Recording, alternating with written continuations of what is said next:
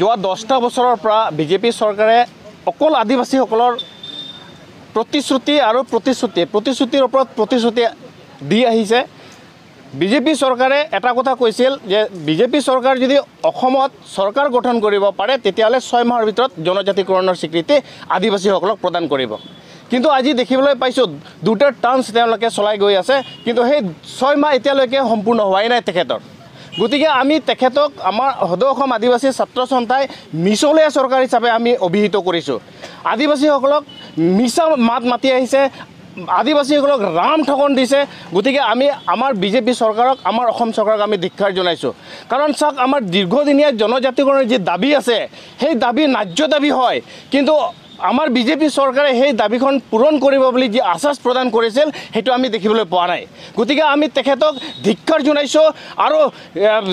জনাইছোঁ আৰু তেখেতক আমি তেওঁলোকৰ যি মিছলীয়া যি কাম সেইটো আমি একেবাৰে আমি সহ্য কৰিব পৰা নাই। গতিকে আমাৰ অসম চৰকাৰক আমি এটা শেষ সকিয়নি দিব বিচাৰিছোঁ যে আপোনালোকে যদি অতি সোনকালে আদিবাসীসকলক জনজাতিকৰণ স্বীকৃতি প্ৰদান নকৰে তেনেহ'লে আদিবাসী ৰাইজে কিন্তু আগন্তুক দিনত বিজেপিক বৰ্জন কৰিব।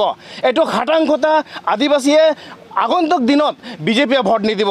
গাঁৱে ভূঞা আদিবাসীসকলে আলোচনা কৰিছে, বিজেপি মিছা প্ৰতিশ্ৰুতি দি পেলাই আমাৰ পৰা ভোট আদায় কৰি তেওঁলোকে গাদীত বহিছে আৰু আমাক আৰু কিমান দিন যে ঠকিব তাৰ কোনো গেৰাণ্টি নাই। আজি আমি দেখিবলৈ পাইছোঁ আমাৰ আদিবাসীসকল পৰম্পৰাগতভাৱে জংঘল অঞ্চলত, বনাঞ্চল অঞ্চলত বসবাস কৰি আহিছে। সেই আদিবাসীসকলক যি মাটিৰ পট্টা দিব লাগিছিল, আমাৰ BTR চৰকাৰ, বিশেষকৈ আমাৰ UPPL চৰকাৰে এটা প্ৰতিশ্ৰুতি প্ৰদান কৰিছিল। UPPL চৰকাৰ যদি BTC চৰকাৰ গঠন কৰে তেতিয়াহ'লে সোনকালে আদিবাসীসকলক মাটিৰ পট্টা দিব। কিন্তু আজি আমি দেখিবলৈ পাইছোঁ BTCত ক'ত আমাক মাটি পট্টা দিলে, কোনখিনি জেগাত আদিবাসীসকলক মাটি পট্টা দিলে। আজি মাটি পট্টাৰ বিহীন আদিবাসীসকলে বসবাস কৰি আছে, অনাই বনাই ঘূৰি ফুৰি আছে।